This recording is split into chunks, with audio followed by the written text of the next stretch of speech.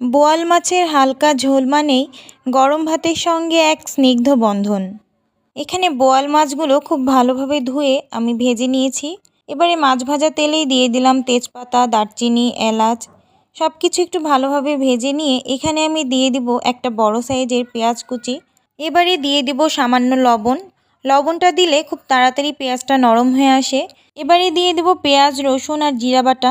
রসুনের কাঁচা গন্ধ চলে গেলে গুঁড়ো মশলা দিয়ে দেব হলুদ গুঁড়ো, শুকনা মরিচ গুঁড়ো আর ধনিয়া গুঁড়ো। এবারে সামান্য পানি দিয়ে মশলাটা ভালোভাবে কষিয়ে নিব। এরপরে দিয়ে দিব ঝোলের জন্য 1 কাপ পানি আর 2টা কাঁচামরিচ এখানে আমি মাঝখান দিয়ে ভেঙে দিয়েছি। ঝোলটা ফুটে আসলে একে একে আমি ভাজা মাছগুলো দিয়ে দিব। বোয়াল মাছ খুবই নরম হয়, বেশি নাড়া যাবে না। দিয়ে দিলাম মাছ ভাজা তেল। এবারে কিছুক্ষণ ফুটিয়ে নিয়ে নামানোর আগ দিয়ে আমি এখানে দিয়ে দেব ধনিয়া পাতা কুচি। বোয়াল মাছের মাংসের নরম আর তেলযুক্ত গঠন রান্নায় বিশেষ স্বাদ যোগ করে। বাঙালির ঐতিহ্যের ছোঁয়া পেতে বোয়াল মাছ রান্না যেন রসনার এক অমোঘ অধ্যায়।